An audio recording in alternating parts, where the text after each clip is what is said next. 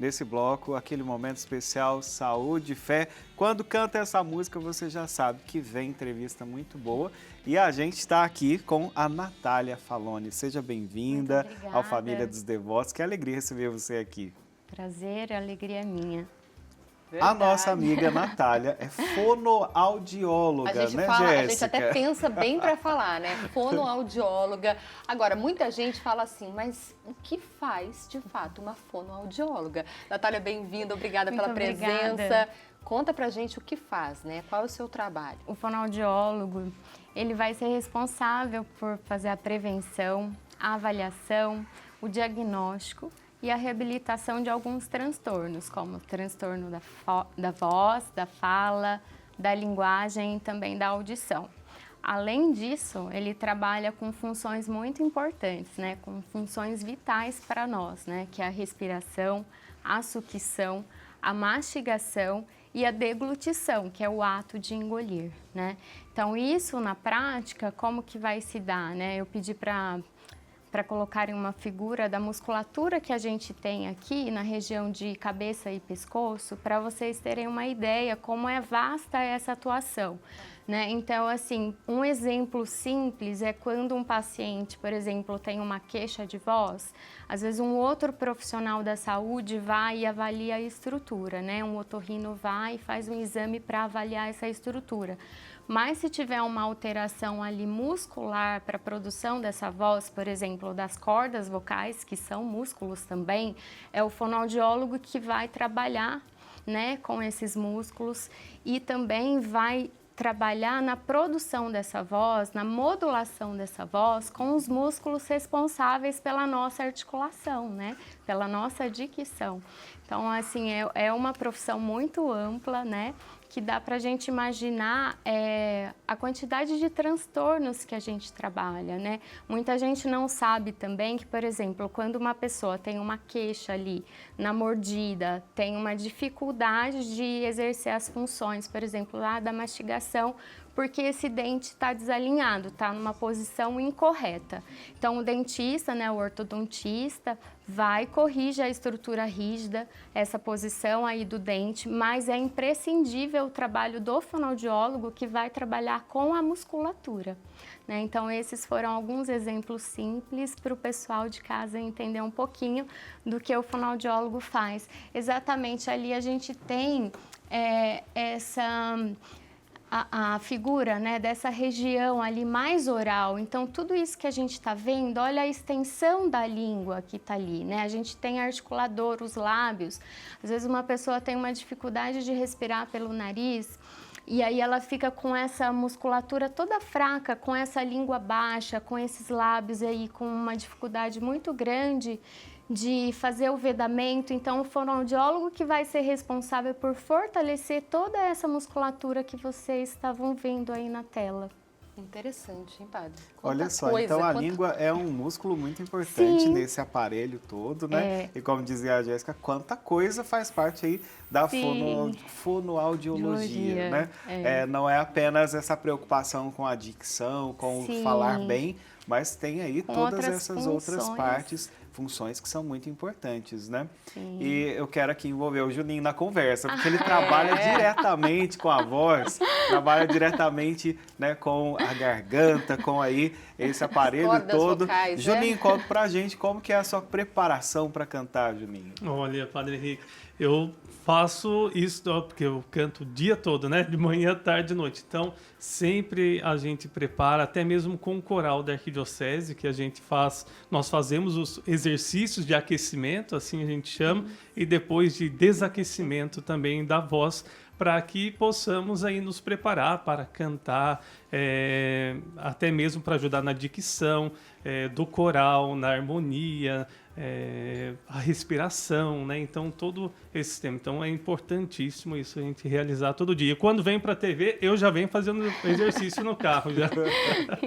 É isso mesmo, né? E até para usar de maneira correta a voz, para não ocasionar nenhuma lesão, porque também quando a gente não prepara essa musculatura, pode acontecer, né, de vir uma lesão funcional por esse esforço da musculatura, né? Então é imprescindível esses exercícios, como o Juninho mencionou. E parabéns pela dedicação. Agora, é interessante, o Juninho falou assim, antes de cantar, eu preparo e depois também. Quer dizer, você precisa cuidar todo o tempo. É um instrumento, no caso, isso, é um instrumento da vida, né? De trabalho, mas da vida. Porque como faz uso o dia todo, como o Juninho falou, essa musculatura vai ficando cansada. Então, no final do dia, precisa relaxar essa musculatura para que ela possa se recuperar, né? E depois fazer o uso, né, também no decorrer do dia a dia, né, para que essa musculatura possa descansar. Aí é imprescindível esse relaxamento. Mas, por exemplo, lá em casa, quem está nos acompanhando, né, conversa com familiares, enfim, tem uma vida, né, não fica cantando o dia todo, como o Juninho, mas, enfim, tem uma vida, né, de falar e tal. Precisa também fazer isso? É importante de manhã acordar e fazer alguns exercícios, antes de dormir também fazer alguns exercícios? Como é visto isso? Sim, é importante sim, porque, como eu disse, né, a musculatura ela é utilizada em várias funções, né? A gente está pensando na voz, está pensando na fala, mas também é importante fazer os exercícios, porque ao longo do tempo a nossa musculatura vai enfraquecendo, como os demais músculos do corpo. Então é muito importante manter, a gente chama de tônus, né? Que é essa força muscular e esse bom posicionamento para que a gente continue tendo uma voz limpa, uma voz clara e também possa exercer de forma saudável as outras funções, né, que nós mencionamos aqui. Então, seria muito interessante. E uma boa voz diz tudo, né, gente? Às vezes passa segurança, às vezes mostra um medo. Enfim, a voz demonstra muita coisa. Sim. É isso mesmo. E desculpa, te cortei. Pode falar. É que eu tô curioso aqui para saber sobre os distúrbios, né? Como que a gente identifica distúrbios nessa área do nosso corpo, né? E quais são os principais distúrbios que acontecem e também, né, como tratá-los, além de identificá-los, também como tratá-los. Tá. Então, eu vou dar 2 exemplos aqui que me ocorreu. Então, da voz é quando começa a acontecer uma rouquidão, né? Uma rouquidão com frequência. Quando eu vou me sentindo cansada, quando começa a ter uma sensação estranha aqui na laringe, né? Quando eu vou falar e essa voz ela começa a ter uma oscilação, ela não mantém, né, aquela boa qualidade. E aí eu pensei em outro caso também, que assim é muito comum quando a pessoa vai ficando um pouquinho mais velha, ela engasgar. Então ela vai engasgando com saliva, né? Com líquido, aí vai se alimentar, começa a ter aquela tosse, que é uma tosse protetiva, ainda bem que ela existe. O risco é quando não tem essa tosse e aí tem um risco silencioso, por exemplo, de uma penetração ou de uma aspiração do alimento ali, né, para as vias aéreas, né, as vias pulmonares. Então, são sinais que a nossa musculatura não está muito bem, ou que a gente não está usando ela de forma correta. Então, começou a sentir muito pigarro na garganta, uma ardência na laringe, né, nessa região do pescoço, um esforço para falar, é importante procurar o fonoaudiólogo, né, que também vai fazer os encaminhamentos necessários. Como eu disse, a gente não trabalha sozinho, às vezes vai precisar de um otorrino para fazer a avaliação da estrutura também, né, mas procurar sempre uma avaliação. Em alguns desses sinais que apareceram, né, vai procurar avaliação. E eu descobri que não é assim, já quando a gente está grande, só que a gente tem que procurar o fono, não, viu? Fonoaudióloga. Nós devemos procurar logo quando o bebê é pequenininho, né? Eu passei por uma experiência, o Francisco nasceu com o freio da língua, né? Nasceu com a gente comumente fala que é a língua presa. E precisou passar por uma cirurgia para correção. E a indicação era logo na sequência fazer fonoaudióloga, né? Sim. Fazer sessões de fonoaudiologia para então ele voltar realmente com toda, aliás, aprender, né, a mamar, a questão da sucção tão importante. Super importante. Tem pessoas que não conseguem amamentar, a gente pode dizer isso? Sim. Por conta da questão do freio da língua pode. E toda essa função? Pode. Quando o frênulo está muito curto, o que ele faz? Ele limita o movimento da língua e que né, além de um grande articulador, ela também é responsável por fazer esse movimento ali, ali, né, de sugar. Primeiro a gente precisa também ter uma força de lábio para acoplar ali a boquinha do bebê no seio da mãe, mas é a língua que vai fazer um movimento ali, né, ondulatório e lateral para conseguir extrair esse leite. Agora, se essa língua está muito presa, esse músculo não movimenta como deveria. E aí a amamentação acaba sendo muito prejudicado, o bebê fica muito cansado e é o fonoaudiólogo que vai fazer a avaliação dessa musculatura também. Verdade, né? agradecimento a esses profissionais maravilhosos, viu? Agora, tem gente que fala assim, mas eu queria tanto que o meu filho falasse logo. Como é isso, né? Como que a gente identifica algum problema na fala da criança? Tá. É esperado que a criança comece a falar por volta de 1 aninho de idade. Então, a gente dá um tempinho aí para ela, né? Assim, para a criança, para a gente observar, porque não vai ser igual para todo mundo. Mas também não pode esperar muito tempo. Então, o que seria o correto? Deu 1 ano e meio, a criança não está falando as primeiras palavrinhas, tem que ir para avaliação, não pode passar disso, porque a gente tem que investigar quais são as razões por ela não estar falando. É falta de estímulo? Tem alguma defasagem na audição, né? Será que tem uma otite aí, uma dor de ouvido silenciosa, né? Então a gente sempre tem que estar atento para isso, porque antes de 1 ano a criança já está tateando o som, só que de uma forma diferente, com balbucio. Então com 1 aninho essas primeiras palavrinhas têm que estar aí, né? Passou, chegou 1 ano e meio, não apareceu, corre para avaliação. Além desses cuidados, então, no início ali da vida, né, quando a criança precisa aí, aprender a sucção e balbuciar essas palavras para depois começar a falar, né, emitir sons também. E no final da vida a gente também tem situações onde a pessoa idosa ela carece de cuidados com a sua voz, né, com a sua garganta. Então fale um pouquinho para a gente sobre isso, como identificar na pessoa idosa algum distúrbio, alguma dificuldade, né, e como também preveni-los. Sim, é muito importante, né, gente, o trabalho que é da linguagem, né, não é só da fala. Quando você vai observando que o idoso está ficando mais esquecidinho também, né, e essa musculatura também está ali trazendo algumas nuances de prejuízo, o que a gente tem que fazer? Trabalhar, né, fazer uma avaliação da linguagem também no idoso, para ver, né, se está tudo bem com a memória, como é que está essa articulação. O que vai acontecendo? O idoso ele vai se isolando. E à medida que assim vai acontecendo, às vezes, esse isolamento social, pode ser que vai havendo prejuízos na comunicação dele, assim como a criança, por falta de estímulo.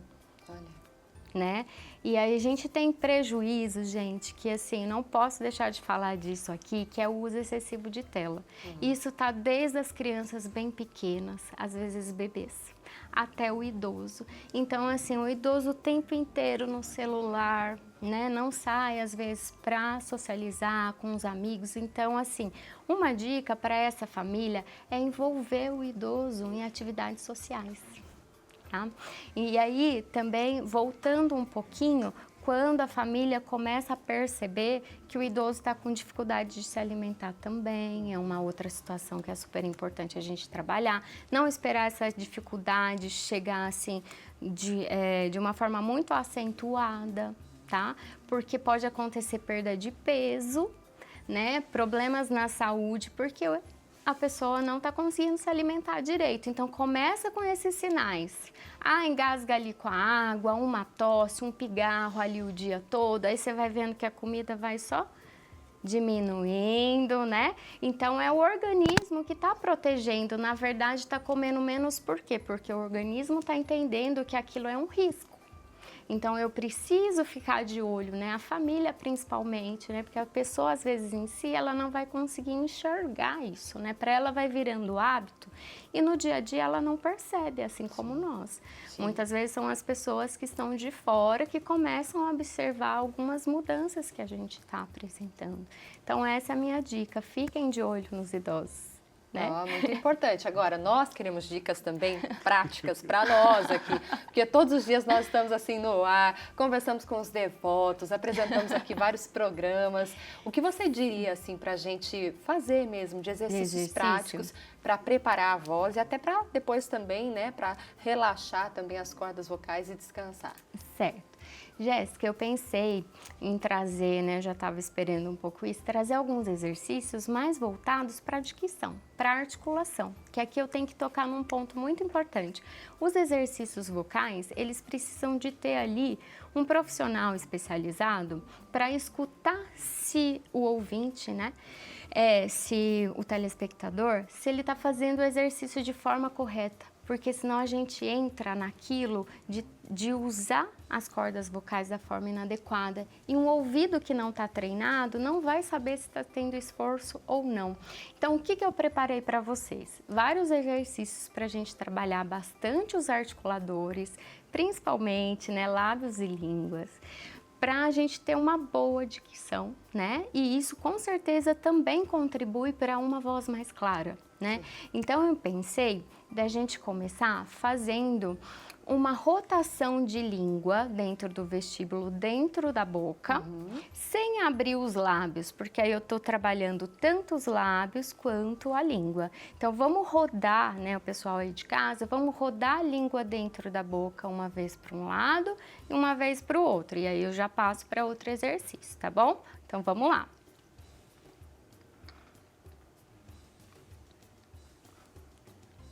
Para abrir.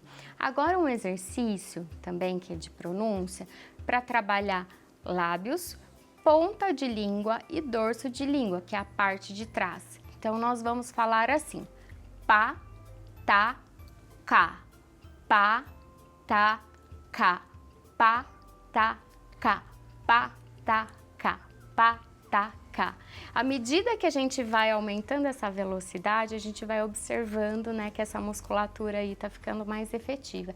E pensei também num trava-línguas muito conhecido. Ai, meu Deus do céu, a gente tem medo disso. Mas nós vamos fazer bem devagar. E a dica é essa, vamos fazer devagarzinho aqui agora. Tá. E depois, né, ao longo dos dias, o pessoal aí de casa vai treinando a aumentar essa velocidade, tá bom? Tá bom. Então vamos lá comigo. Um prato de trigo para um tigre triste. Um prato de trigo. Tigre. De novo, vai, essa foi agora valendo. Um prato de trigo para um tigre triste. 2 pratos de trigo para 2 tigres tristes. 2 pratos de trigo para 2 tigres tristes. 3 pratos de trigo para 3 tigres tristes. 3 pratos de trigo para 3 tigres tristes. E o último, vamos lá. 4 pratos de trigo para 4 tigres tristes. 4 pratos de trigo para 4 tigres tristes.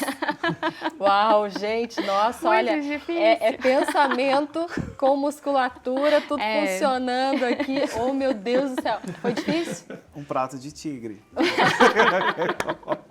Vai não ficando vai pro mais prato, não. fácil ao longo, né, dos dias. E uma dica é sempre abrir, aumentar essa abertura da boca, né? Isso ajuda muito, tanto para o movimento ficar mais adequado e também para essa voz sair mais clara, tá? Ah, legal, ó, vamos treinar bastante, viu? Afinal, precisamos e merecemos cuidar da nossa voz, né? Não só instrumento de trabalho, mas aquilo que nos ajuda também a comunicar com as pessoas que nós amamos, as pessoas que são os nossos amigos, né? Aqui, todos os telespectadores que amam Nossa Senhora. É muito bom, né? Foi muito bom aprender. Bom demais a conta. E a gente quer também aqui que você divulgue pra gente suas redes sociais. Você que está assistindo aí, quiser entrar em contato com a Natália, nós temos aí aparecendo aí na sua tela o Instagram, o telefone também, para você entrar em contato. Muito obrigado, Natália. Eu que agradeço. Que delícia de conversa, que bate-papo gostoso, né, Não Jéssica? é verdade, volte sempre, viu? Foi muito maravilhoso. Obrigada, será um prazer. E é muito bom, viu, receber essa oportunidade de ajuda sempre aqui. Afinal, devemos cuidar sempre da nossa saúde.